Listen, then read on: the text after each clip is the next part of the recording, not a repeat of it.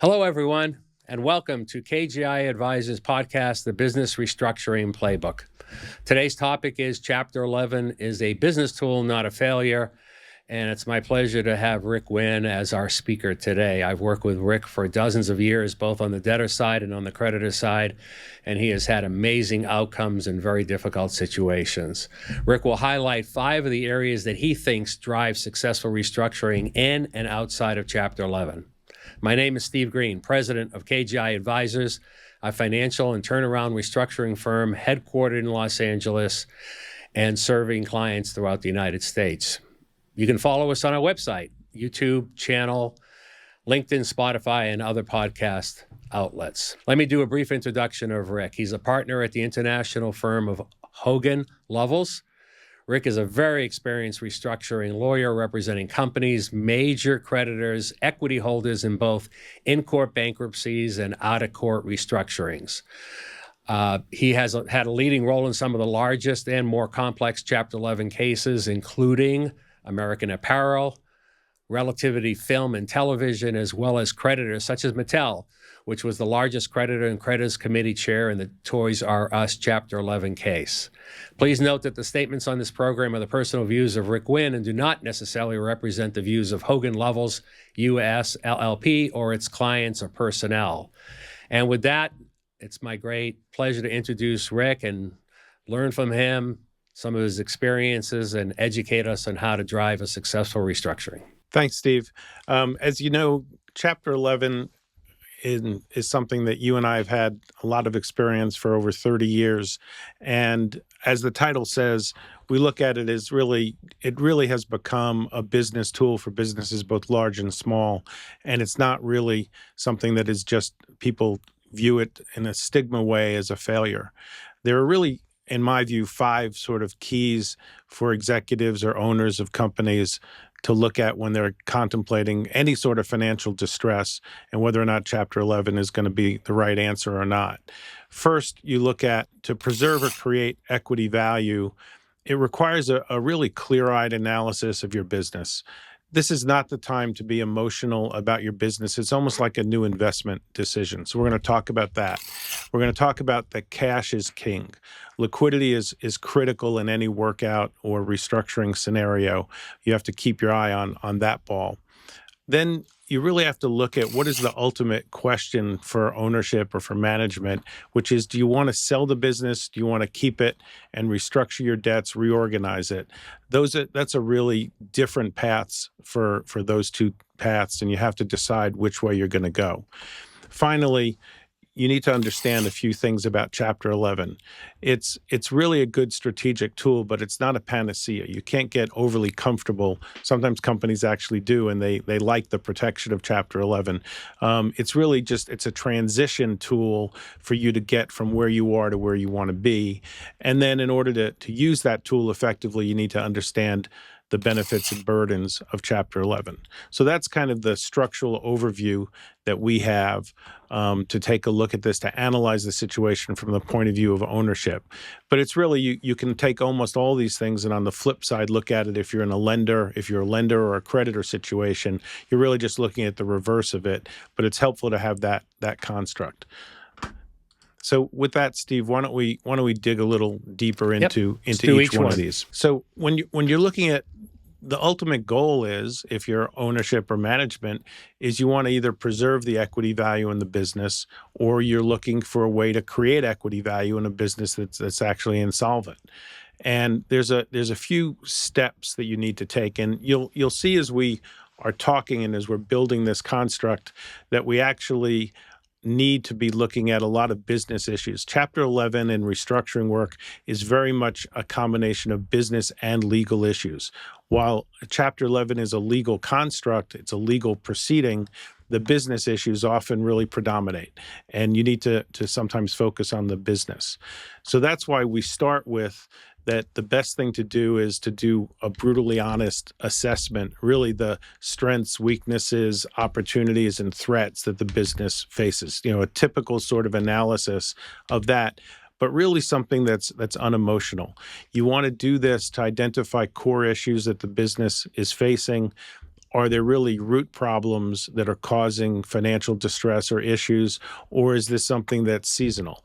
Is it something like operational inefficiencies? Is it a market shift that you can't do anything about and you're going to have to adjust your business? Is it a short-term liquidity problem in your particular area? Is it retail during COVID or a movie theater chain during COVID, that sort of thing? Critical in this area, we think, and obviously is some self-interest here, but it comes from experience, is that you need to build a turnaround team. You really need to build your team of both financial and legal professionals that can help you. This is sort of not a sport for the faint-hearted, is the way that I put it. You really need to have someone who's got experience and an experienced team, because most businesses facing financial distress are facing it for the first time, and most owners are facing it for the first time. Whereas lenders and creditors, they may be facing it many, many times. So if you're on the ownership side, you're often at a disadvantage. Often, we meet with a company and we end up going to the lenders for a meeting, and the lender's position is, we've been waiting for you to come. We've been looking at this. We've been seeing the trends for the last 6 months, 9 months, a year, and we've been waiting for the company to come and discuss these issues with us. So those are some of the things that we do, but it's a very data-driven process in the beginning and very business-focused. So with that, Steve. Hey, Rick, let me ask a couple of questions. So you do this assessment, and at the end of the day, you got to put a forecast together. And how important is it to have a credible forecast and have data that backs it up in order to get creditors and the whole process through efficiently and hopefully to a successful outcome? Well, it's critical. I mean, look, most businesses that are hitting a distressed situation have missed their forecasts. They've missed their projections. They've missed their forecasts. There's almost two universes. When you're in workout mode, from that point forward, you're under what I would call heightened scrutiny. So your lenders, your creditors, and your investors, people that you're looking to for money, they're going to look at the most recent set of projections, what your new team, if you have a new team coming in, is doing. So that's really critical, that you're very conservative in those and you hit those numbers, because especially if you're dealing with a lender or a bank loan, you now probably are dealing with a workout group. So it's not the relationship people that initially on the front end did the lending for you. It's going to be a new group, and they're going to really fly spec those projections and your financial data.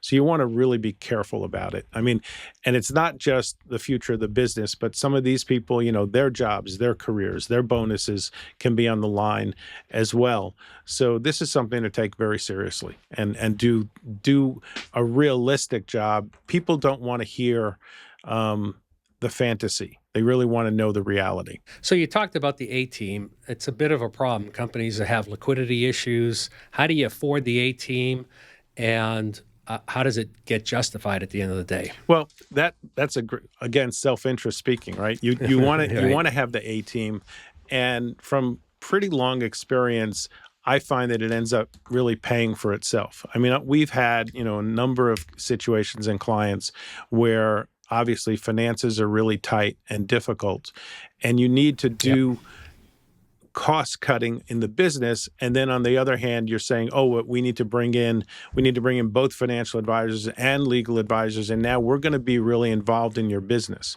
But it ends up really in many cases paying for itself. We just finished a 2-year process for a social media company, almost 2 years.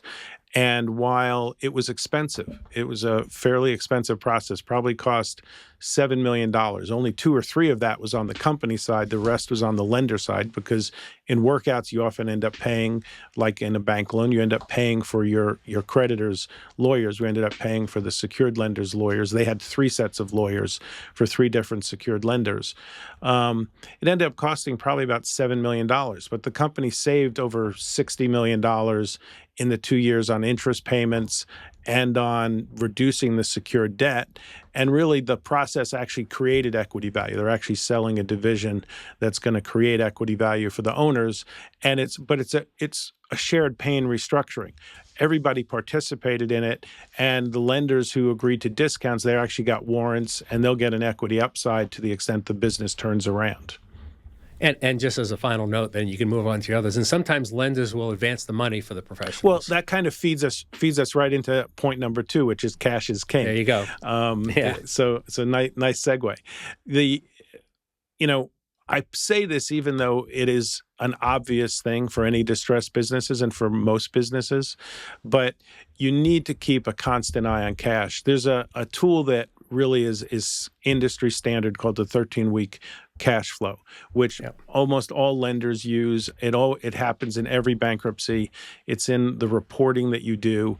And I have no idea why it was chosen as 13 weeks, but that's the standard. And 1 quarter. Yeah, 1 quarter. And so it's what is used in order to identify your critical payments, in order to negotiate payment terms, in order for people to assess the business on a consistent basis, on a rolling basis. It's a very important to keep your focus on cash and monitor both your compliance and it also enables you to explore different financing options. I mean, one of the things that people find uniquely interesting about the Chapter 11 process is that you actually may have more financing options when you enter into a Chapter 11, or your lenders may require it. I've walked into multiple bank meetings or lender meetings where they say, we're happy to give you the bridge financing you're looking to. You're looking to bridge to a sale, or you're looking to bridge to a restructuring or selling a division. We're happy to do that, but we're only going to finance you in Chapter 11. That happens quite often. And why does Chapter 11 give them better protection? Well, for that DIP financing or financing? Well, first of all, legally, the federal supremacy, bankruptcy is federal law. So the bankruptcy court, as a federal court, has supremacy over any state court. So we call it the best title insurance you can buy, either a sale order or a financing order. You're going to get an order of a bankruptcy court that says, you, the lender, you are senior secured to everybody in the world. You are going to get paid first, and you get protections that are very, very strong it's called debtor in possession or DIP financing. And the lenders take a lot of comfort in that they know they've got a court for recourse if there's a default. They know what their rights and remedies are. They know what the collateral is going to be. It's a very secure way of financing. That's one reason why. Second is, even though it's very secure, it tends to be expensive. So lenders like to do it. They get fees. They can get an exit fee. They can get a commitment fee. They can get a healthy interest rate. So sometimes you have quite a big contest over whether or not who does the DIP financing, whether the existing lenders do it or someone new comes in. And the bankruptcy code provides some very unique powers to a company in bankruptcy. You actually can, in some circumstances, you can actually prime or jump ahead of a lender with a new DIP financing loan. We did the Chevy's bankruptcy case for the restaurant chain, actually the first one. It's been through twice. But in the first bankruptcy, we had our existing lenders didn't want to provide financing during the case. We went and got third-party DIP financing and put it ahead, primed the other lenders. We had to have a fight in court over it, but we prevailed. It's a very unique power in the bankruptcy code that doesn't exist elsewhere. That's great. And part of your preservation of equity, you do that assessment even before the bankruptcy, so you know how it's all going to unfold. Well, you have to do that planning because all of this leads up to dealing with really our third point, which is the ultimate question. What do you want to do with the business? Do you want to sell it, or you want to restructure it and keep it?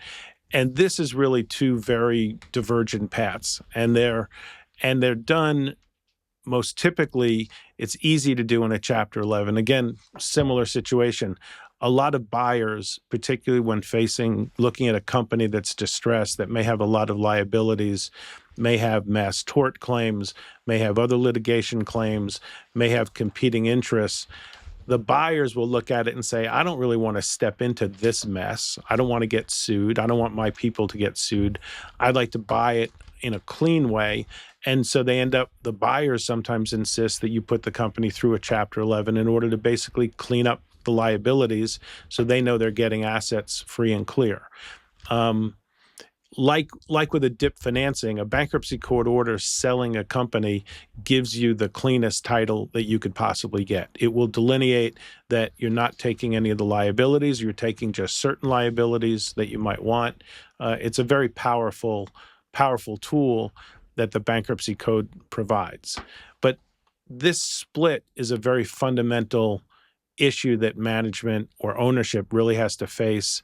And sometimes you can go down both paths. I mean, we did a case for a tech company where we ran a sales process and a restructuring process at the same time, and ultimately ended up the restructuring proved to be more valuable, and we did that. We just didn't get viable enough sale opportunities. So you can do that. So you can run a dual track process, but it's important to try to assess what's your best option, what's your best opportunity. And again, in line with hiring professionals, if you're going to do a sales process, you need to get appropriate investment bankers or sales help. Sometimes in real estate, you just get regular real estate brokers. You might not, might not need an investment banker if it's just a commercial real estate or a residential development.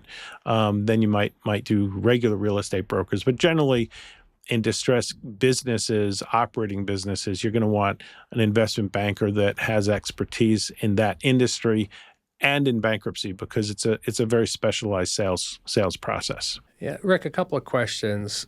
We're trying to convey how to make this a successful process. How important is it before you go into bankruptcy to get agreements with either lenders or creditors or equity holders versus going into bankruptcy without agreements? Talk a little bit about that. I call it the you need a friend strategy.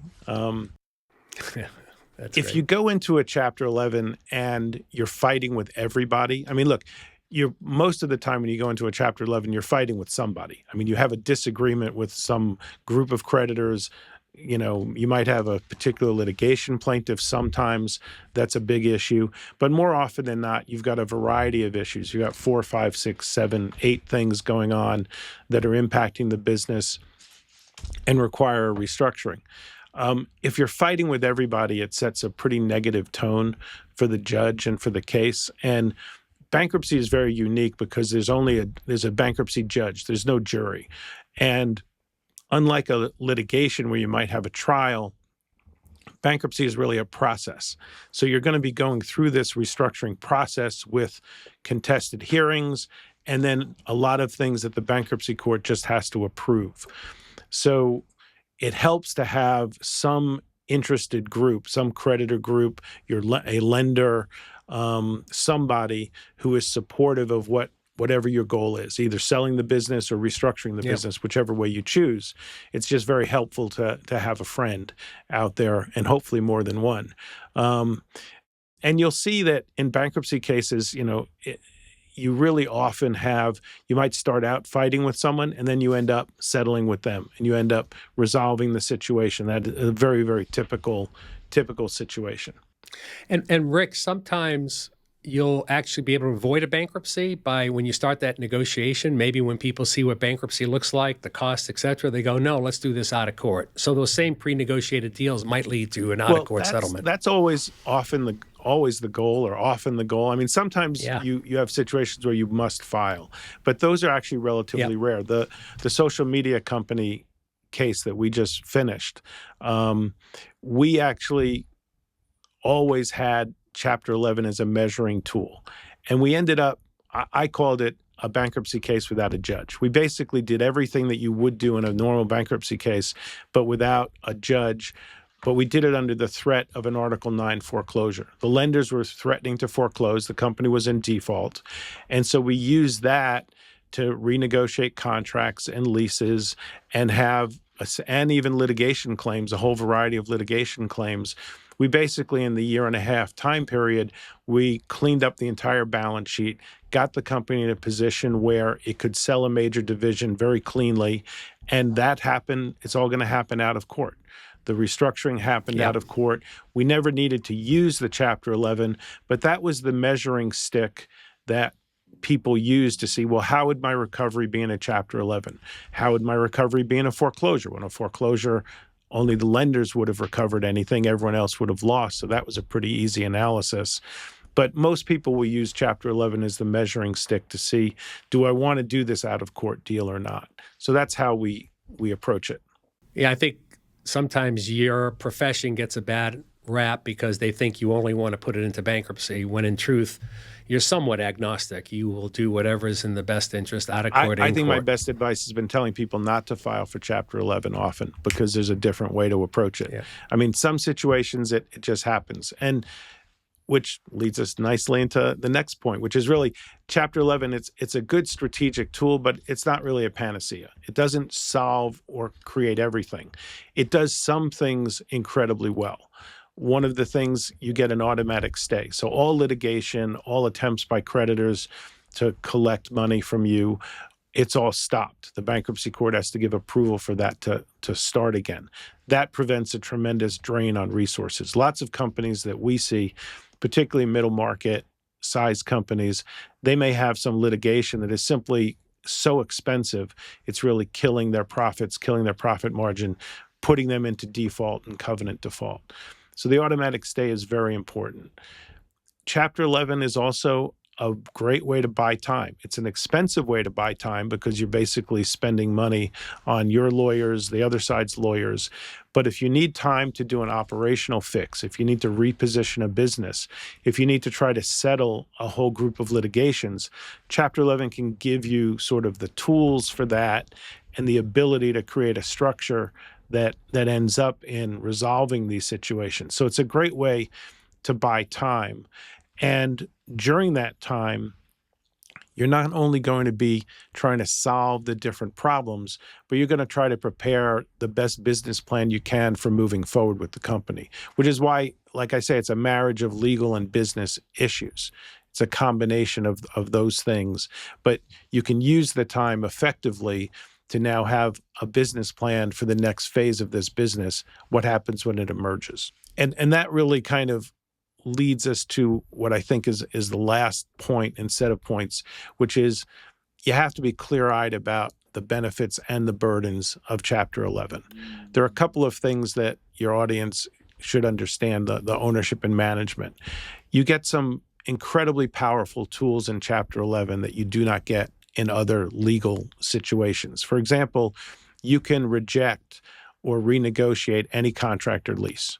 You can basically reject any lease or contract, and the creditor, the contract counterparty, will just have the rights to have an unsecured claim, which may be very valuable. It may be not valuable at all, depending upon what the recovery is for unsecured creditors. That is an incredibly powerful tool for a company. We, in the social media case I was talking about, we use that in order to renegotiate. We use the threat of that, of a Chapter 11 or a foreclosure, to renegotiate some very big contracts that the company had, and it really worked well.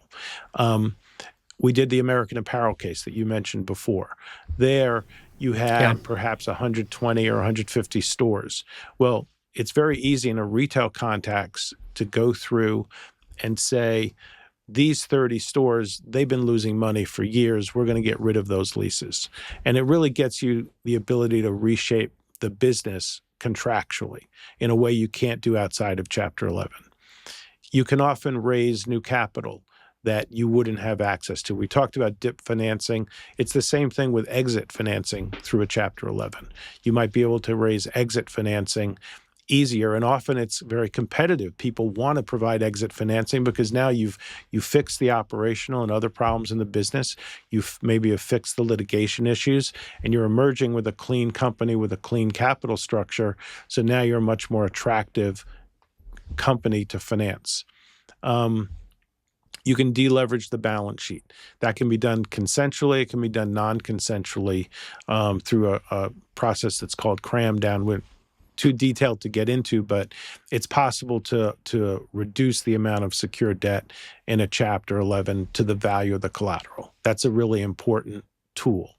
We talked about selling assets or selling the company free and clear of claims and liens. Again, a very, very important tool. And the last one I'm going to mention, there's two others that are really important. You can often incentivize management. If you have a company where you've provided equity incentives to management. Lots of tech companies, for example, might have a very incentive equity-based program, and that might not be worth anything when the company now has had to go through a restructuring. So you can do a new management incentive plan with new equity coming out of a chapter to really incentivize your management team. That's a good tool. And the last one is, at times, you can even preserve your net operating loss carry forward. And that, again, can make it a very attractive investment, which is why people will want to finance you or may want to do that. So those are all a really quick summary of the benefits. Quick summary. Rick, let me ask you a couple of questions to sort of clarify it. So if you're in a sale process for assets or for selling, what's the ability to sell things free and clear? Like, how does that impact valuation? Does it help it, hurt it? It always has to help it, because what the concept is that you're able to sell the assets free and clear of any claims, secured claims, even a secured lender's claims, unsecured claims, claims against management, claims for breach of fiduciary duty, whatever the claims might be that are sort of tainting the company or the assets, you can get rid of them. You basically are bifurcating. The bankruptcy code allows you to sell the assets completely free and clear, and you can move on. You know, there's some things, environmental liabilities, you might have some tail on that if you're still creating that. So there's some specialized situations where free and clear is not completely free and clear. If you're selling an oil field, you still have to obey the regulations and environmental rules. But it's a very powerful tool that will increase the valuation. And we've seen lots of auctions where we did a tech company where prior to the bankruptcy, they tried to sell it. They got the highest offer they got was $18 or $20 million.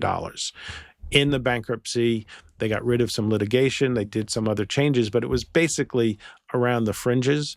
It ended up going out on an auction for $60 or $65 million. So, you know, it almost tripled in value. And that both was able to pay off all the creditors, and equity got a return on that. Yeah. One of the benefits people realize is you start with a clean balance sheet when you buy those assets. And so you might pick up working capital. You start a new company and all of a sudden you get new trade debt. And the liquidity is a lot better. So that helps valuation. It helps buyers as well. That's been a major driver when we've been involved in that. Okay, that's selling the company. There's another option, you're reorganizing. You've got all these conflicting creditors, equity holders, different types of creditors, landlords, trade debt. You may have litigation. How does the bankruptcy court help organize this process and play one and the other so you come out in a successful reorganization? It's an amazing difference when people understand, creditors, and I'm talking about trying to deal with your creditor body, when people understand that the problem is not, they're not paying me. You know, someone that's owed money is upset that they're being slow paid or they're not being paid, or they're not paying me. When you enter into the chapter, they understand, well, the company's got a whole range of financial problems. They're not paying anybody, and it becomes a collective issue. So the goal, for example, of most creditors committee representing a Mattel and the Toys R Us, the first goal is maximize the value of the enterprise, of the business. You worry about that first, and then it's how do you divide it up among the competing constituencies. So Chapter 11 operates as an organizing process. You have a formal structure. You've got a court.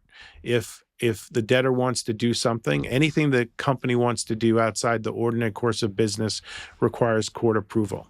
You have a creditors committee that's appointed generally among the top 8 or 10 creditors to exercise fiduciary duties on behalf of all creditors. You have a U.S. Trustee's Office, the Justice Department provides some administrative oversight. So you have a whole structure set up where if creditors don't like the direction that the company is going, they have a judge to go complain to or to make motions to and try to change things. Or if the debtor wants to do something and they object, they have a forum for that. And it creates both a structure that means that people are going to have to negotiate and try to resolve the issues. It also creates a lot of transparency. Bankruptcy is a very open process. The financial information that probably was private or not really revealed is now going to be open to more creditors. The creditors are going to have their own financial advisor, their own legal advisors. So it becomes a much more open process. and then people can negotiate for the best outcome. It's a amazing process, but most of the time, Chapter 11s do resolve consensually. There's lots of cases that there's tremendous fighting, and you hear and read about those. But the run-of-the-mill case, even if it starts out contentious between the company and the creditors, you end up with people recognizing there's a rational business solution, and let's try to work towards that goal.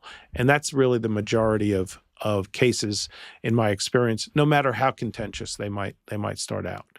And it's really the process. Chapter 11s judges are big on mediation. They often will send disputing parties to mediation in order to try to resolve it. And one of the very dramatic advantages of a chapter is things happen very fast.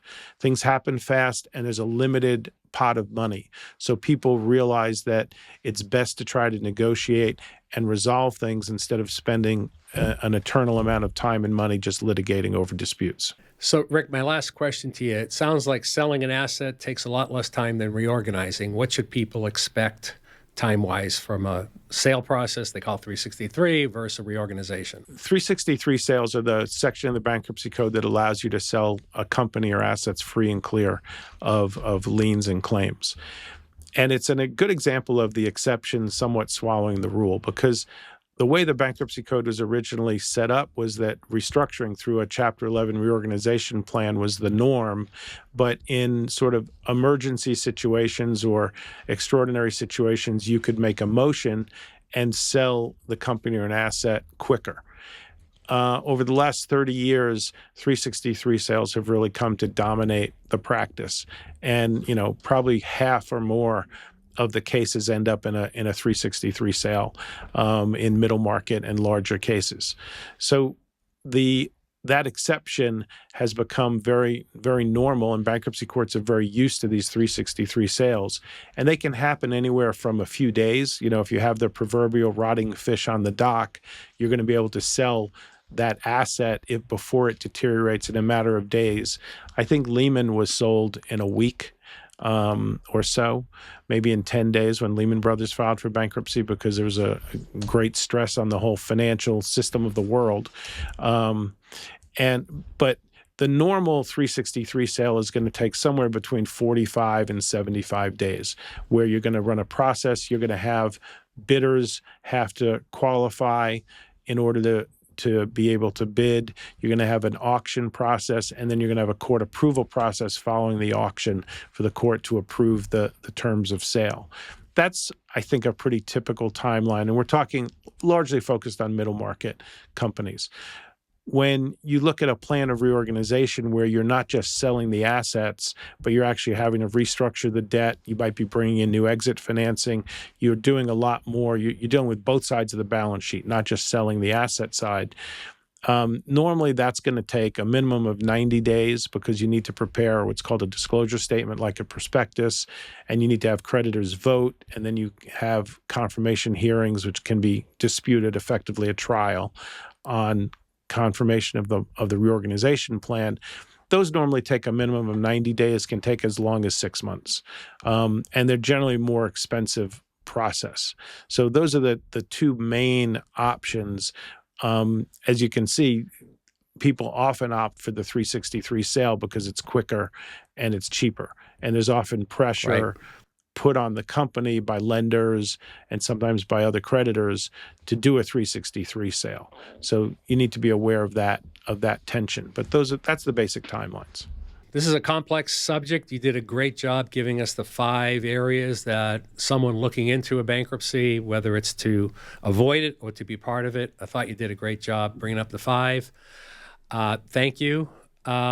For everyone listening, watching right now, you're welcome to send us any questions you'd like via email. You can connect directly with Rick. You have the information right there, or with me. We appreciate any feedback. If you wish us to notify you when a new podcast occurs, please subscribe, set up, and we'll let you know. We're on the YouTube channel. So, Rick, again, thank you. Well, thank you, Steve. You were my biggest fan. All right. It's always good.